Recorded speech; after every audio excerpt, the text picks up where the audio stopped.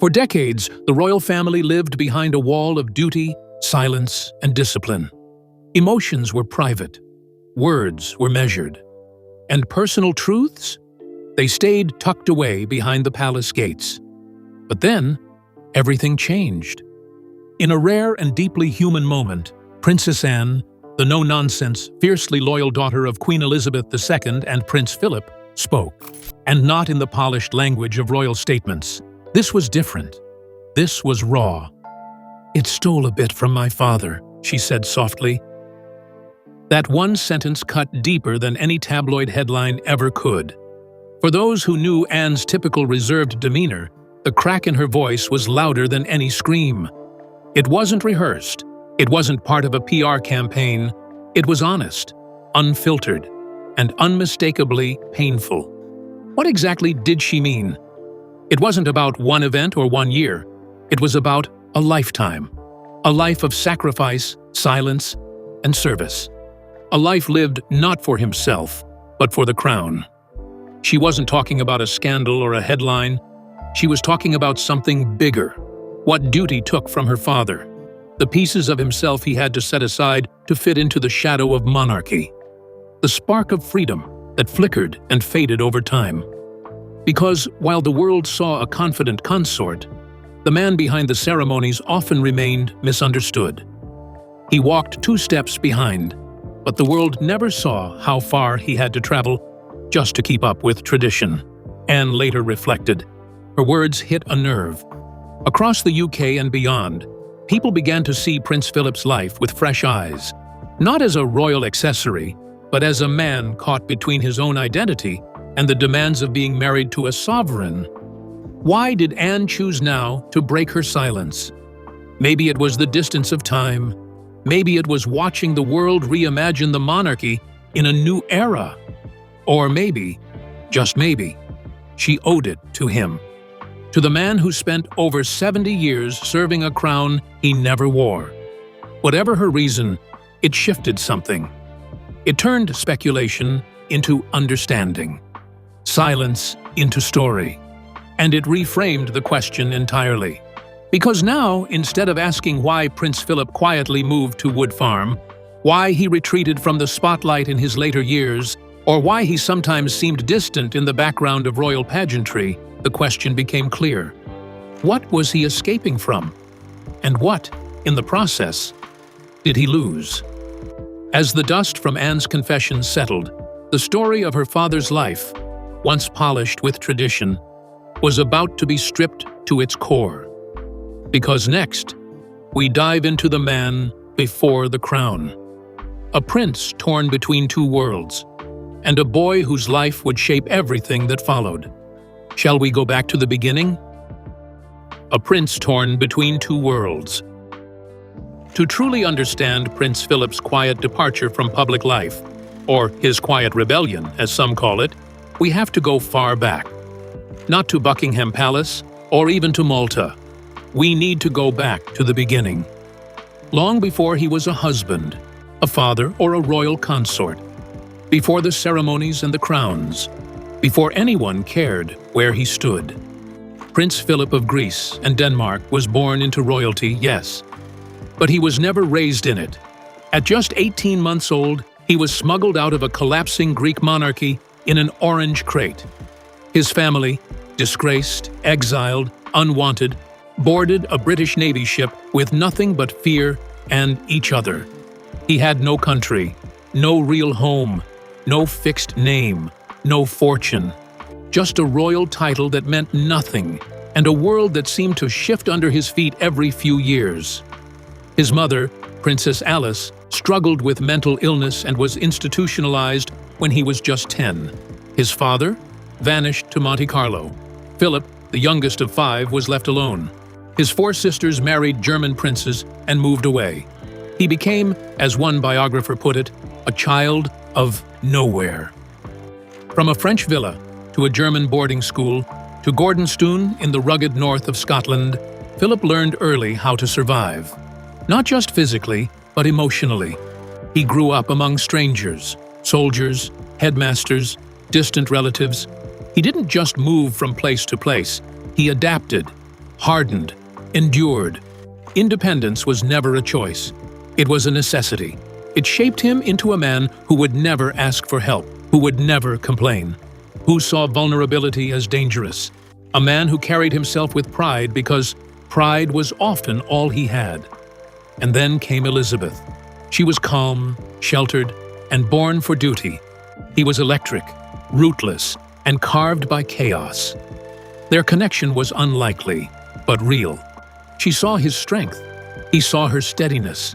They balanced each other in a way no one expected. But marriage to a future queen meant submitting to an institution that demanded conformity over character. Philip didn't just marry a woman. He married into a system where every decision, every step, every word was governed by tradition older than both of them. He gained a title, a uniform, and the stability he never had. But at what cost? He gave up his naval career, his family name, his identity.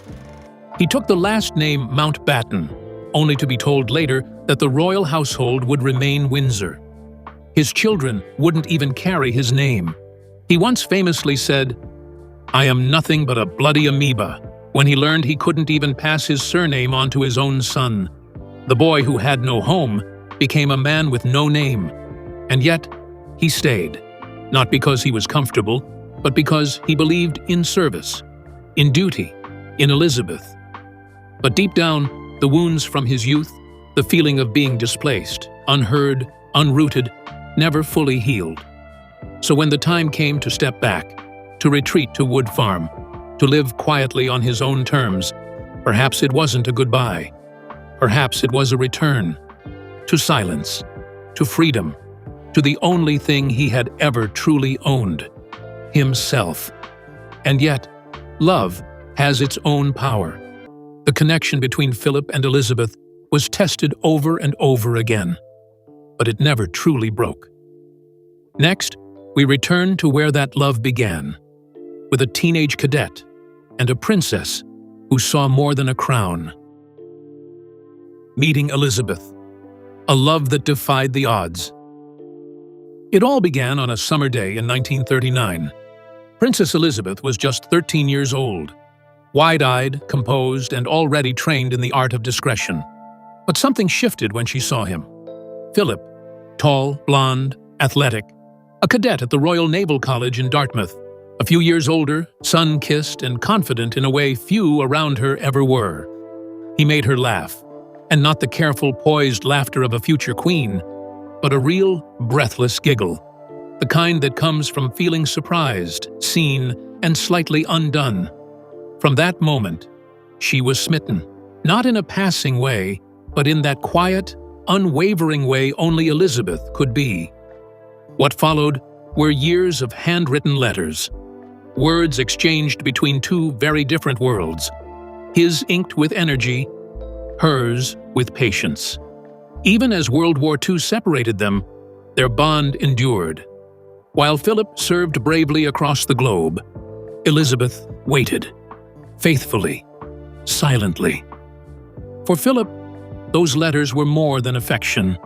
They were an anchor. In a life marked by instability, Elizabeth became his constant, the one thing he could count on. And for Elizabeth, Philip brought a breath of life. He wasn't bound by royal formality. He teased her, challenged her, made her feel like a person, not just a princess. He was loud in a quiet room, and she loved him for it. But love inside the palace came with rules, and Philip broke many of them. He was seen as too wild, too foreign, too unschooled in the delicate ways of court life. The whispers in the corridors were endless. He's not suitable. He has no money. He's not British enough. Even his name, Mountbatten, was controversial.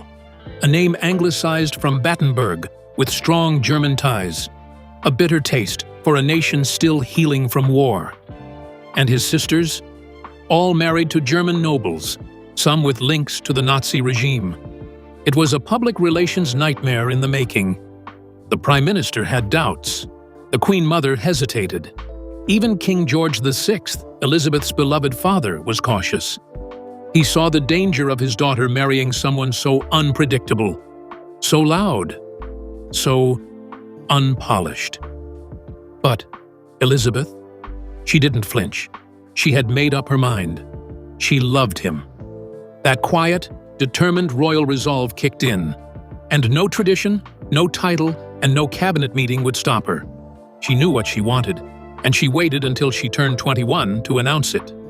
Their engagement stunned the nation, and yet, the moment they stood side by side, her in pearl white, him in navy blue, it felt right. It felt inevitable.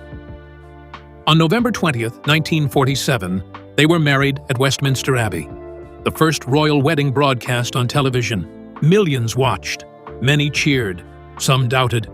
But none could ignore the look on her face when she said, "I will." She didn't just marry a man. She defied an empire's expectations. And while the world saw a fairy tale, behind the veil, sacrifices were already being made. Philip gave up his titles, his allegiance, even his identity, to walk behind his wife. And though the cameras flashed and the carriages rolled, the weight of that choice would follow him for decades to come. Next, we step into that glittering but gilded cage, where a love story becomes a monarchy, and a man becomes a shadow to the crown. The marriage that captivated a nation. On their wedding day, Philip looked proud. But behind that royal uniform and charming smile was a man who had given up everything. His titles, his nationality, his career. Even his name was changed. To serve the crown. From Greek royalty to British subject. From naval commander to royal consort. Their love was real, but so was the cost. The public adored the young couple. Post-war Britain needed a fairy tale, and Elizabeth and Philip gave it to them. But as the years went on, Philip began to feel something else, a growing shadow. When King George VI died and Elizabeth became queen at just 25, everything changed. She took the throne. He took the back seat. And though he rarely showed it, the sacrifice left its mark. Because behind the camera flashes and royal waves, Prince Philip was asking himself the same quiet question. What do I do now? The Duke, without a crown. Philip wasn't just her husband. He was the man who walked 2 steps behind for 70 years. Always behind. Always in service. He joked. He charmed. He sometimes shocked. But privately, there were moments when the frustration seeped through. One of the biggest blows came with the decision to keep the royal family name as Windsor. Philip had hoped it would become the House of Mountbatten. "I'm nothing but a bloody amoeba," he once reportedly muttered. "I'm the only man in the country not allowed to pass his name to his own children." That line wasn't just about a surname. It was about legacy, identity, dignity. Eventually, the Queen compromised. In 1960, it was agreed that their descendants who weren't princes or princesses would carry the name Mountbatten Windsor. But by then, the damage had been done. The man who had once commanded ships was now navigating royal ceremony. Not as a leader, but as a consort. And though he did it with pride and with loyalty, one had to wonder, what was the cost of a lifetime in someone else's shadow? The answer, as we'll see in the next chapter, may have come in a quiet place far from the palace, a place called Malta. A glimpse of the life they could have had before the crown weighed so heavily, before protocol boxed them in. There was Malta. Between 1949 and 1951, Elizabeth and Philip lived a brief, quiet chapter far from the glare of palace life. They rented a modest villa while Philip served with the Royal Navy, and for those precious years, they were just like any other couple. No titles, no camera flashes, no pressures of the throne. For Philip, this wasn't just a break from royal life. It was a taste of something he'd never truly had. Normalcy. He was back in command. Not as someone's consort, but as a naval officer. He could go where he pleased, serve with purpose, and carve a path that was entirely his own. And Elizabeth? She flourished in that space too, walking to the market, attending dances, smiling in the sunshine without needing to wave on cue. Many who knew them said those were their happiest years, but it couldn't last. The sudden death of King George VI brought it all to a halt. Elizabeth was queen. Philip was pulled back into the orbit of the crown, and just like that, Malta was over.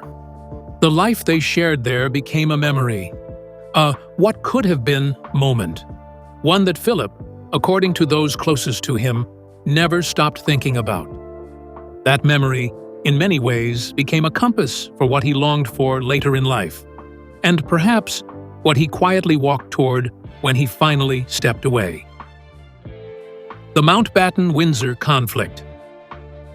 Names hold power, especially royal ones, and for Prince Philip, the name Mountbatten wasn't just a formality. It was the last piece of his identity, a link to his family, to his pride, to who he was before the palace remade him. But after Elizabeth became queen, the decision was made. The royal house would remain Windsor, not Mountbatten, not even a hyphenated nod. It wasn't just disappointing. It stung. Deeply. Behind closed doors, there was tension. Philip reportedly felt erased. His children would not bear his name. He had walked away from his heritage, his titles, his naval career, and even now couldn't pass on the one thing that still belonged to him, his family name. It became a quiet battle within the palace.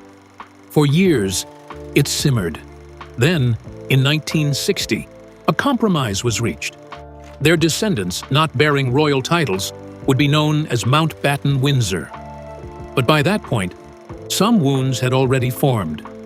The press never covered it in full. But insiders say this moment, this small change that took years to secure, left a lasting impression on Philip. He was loyal to the crown, but moments like this reminded him he would always be second. And in his world, that position was felt in silence more than words. That silence would deepen further when whispers began to spread of something darker. The ballerina affair. No royal life escapes scandal, not even Prince Philip's. In the 1950s, British gossip columns buzzed with rumors that rattled Buckingham Palace, an alleged affair between Prince Philip and a Russian ballerina, Galina Ulanova.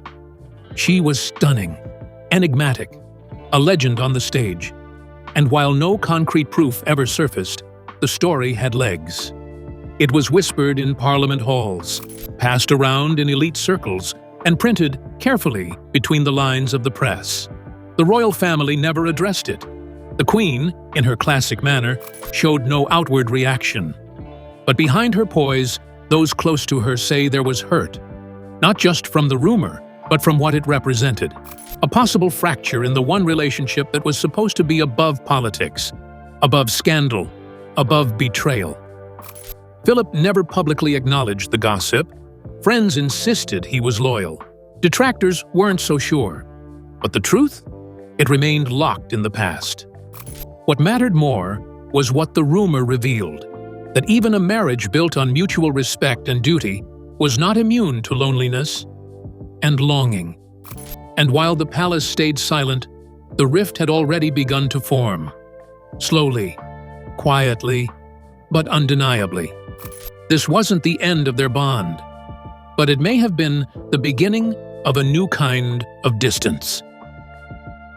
The cost of royal life. No one wore duty quite like Prince Philip. The medals, the uniforms, the decades of handshakes and speeches. But beneath the polished exterior, there was another side. A man who loved flying, who tinkered with gadgets, who read deeply and asked hard questions. A man of curiosity, of action. And yet, year after year, event after event, he stood beside the Queen. Dutiful, dependable, and fading. Royal life offered power, but not freedom. And Philip had always valued freedom above all. The pageantry that thrilled the public often frustrated him. The endless protocols, the scripted days, the rigid tradition. It wasn't who he was at his core. It was what he endured. And as the years passed, the gap between who he was and what he was allowed to be only grew wider. Was he resentful? Maybe, but not bitter. He showed up. He smiled. He served. But those close to him say the spark that once defined him began to dim. And when he finally retired in 2017, he didn't just step down. He stepped away. To Wood Farm.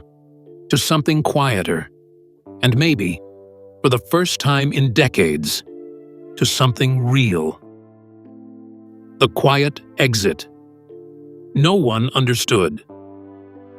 There was no press release, no royal procession, just a quiet move to a modest cottage on the Sandringham estate.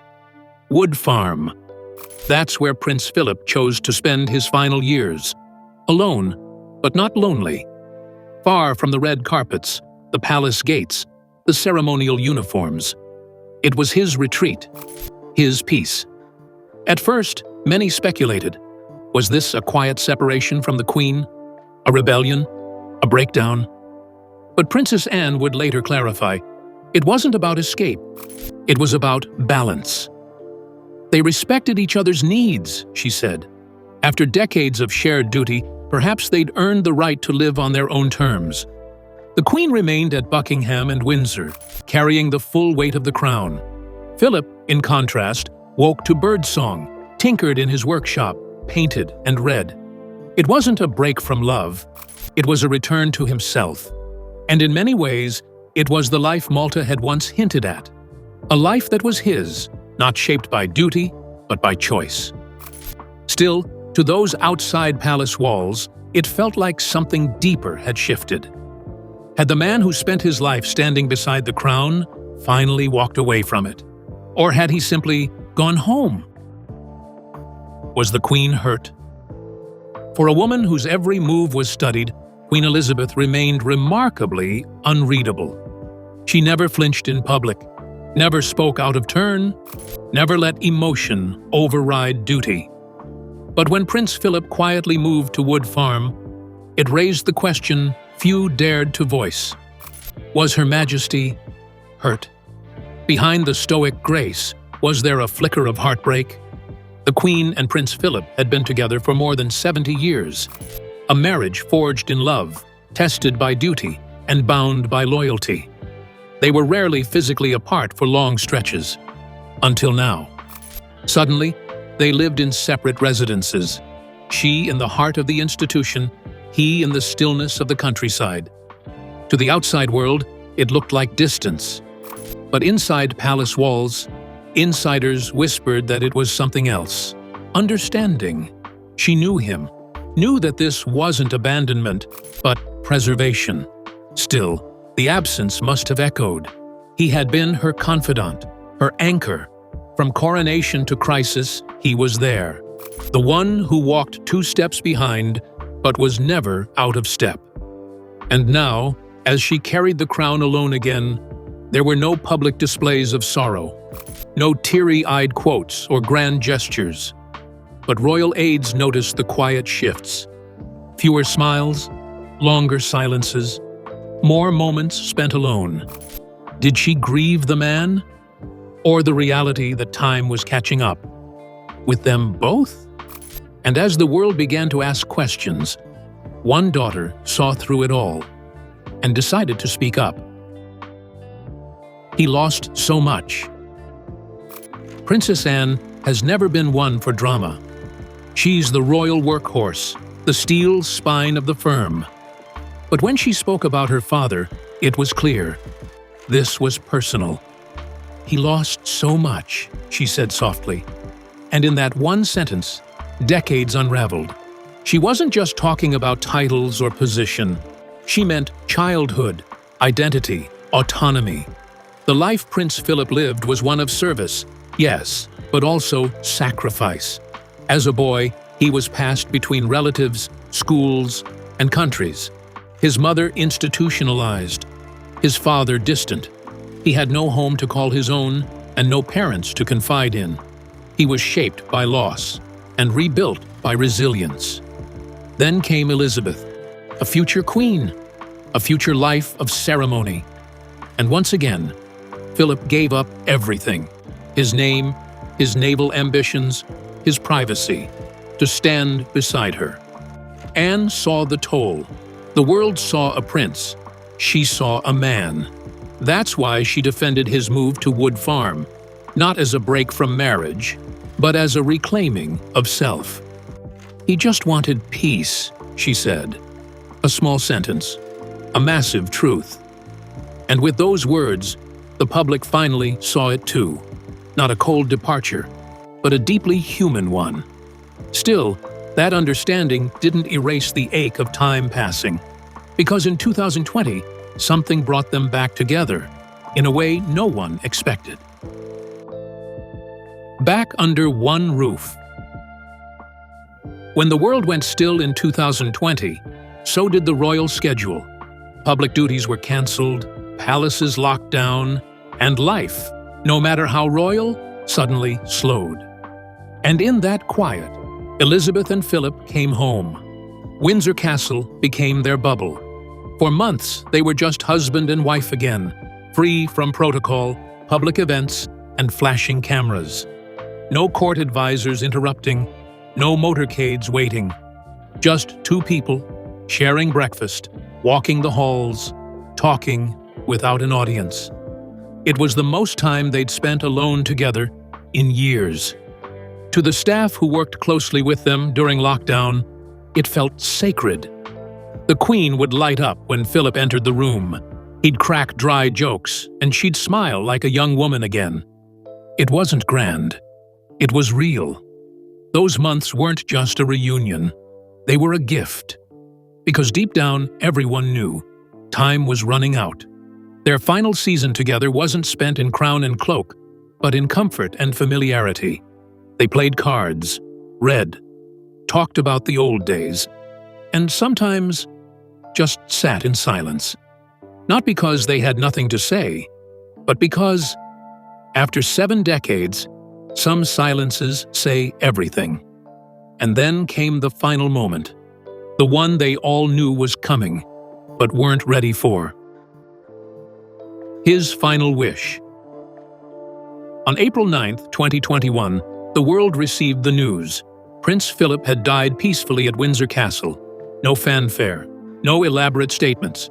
Just a dignified departure, just as he wanted. Before his passing, he'd made his wishes known.